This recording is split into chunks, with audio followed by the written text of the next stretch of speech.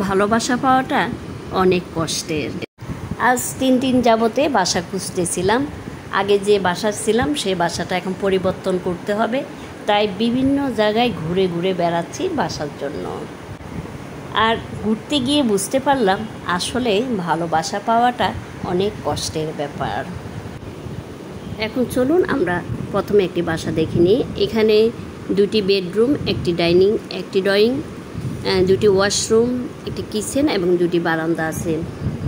তো আগের বাসাটা পরিবর্তন করার 2টি কারণ। একটি হচ্ছে আমার যেহেতু কোমরের সমস্যা দেখা দিয়েছে, আমার আগের বাসাটাতে বর্তমানে যে বাসায় আছি এখানে কিন্তু লিফট নেই, তো 6 তলায় ওঠা আমার পক্ষে কোনোভাবে সম্ভব না, তাই বাসাটা পরিবর্তন করতে হচ্ছে।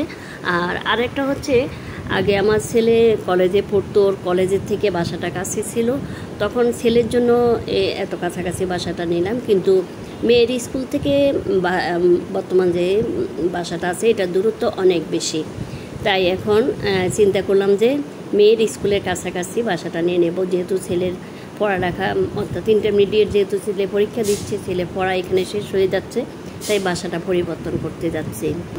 আমরা দেখতে চাইছিলাম যে মোটামুটি 2 তলা 3 তলা কিংবা লিফট আছে, কিংবা নিচতলা হলেও যেন আলো বাতাস থাকে এই ধরনের রুমে দেখতেছিলাম।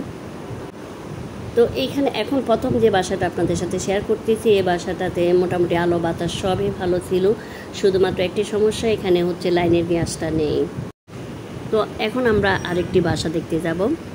আর এখানে এসে যে সমস্যাটা হলো, এখানে 2টা মাত্র রুম। তো আমাদের যেহেতু 3টা রুমের দরকার, যেহেতু ছেলে আছে, মেয়ে আছে এবং মেয়ের বাবা আছে, 3 জনের জন্য 3টা রুমের প্রয়োজন, তাই এই বাসাটা আমাদের হলো না। তো এখন চলে আসলাম 12 নম্বর সেক্টরে।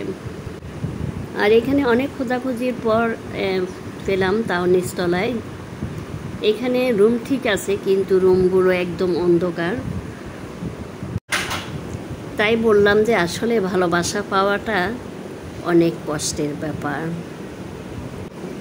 তো সবাই এতক্ষণ ধৈর্য ধরে ভিডিওটা দেখেছেন, এই জন্য আপনাদের সকলকে অসংখ্য অসংখ্য ধন্যবাদ। সবাই ভালো থাকবেন, সুস্থ থাকবেন। আল্লাহ হাফেজ।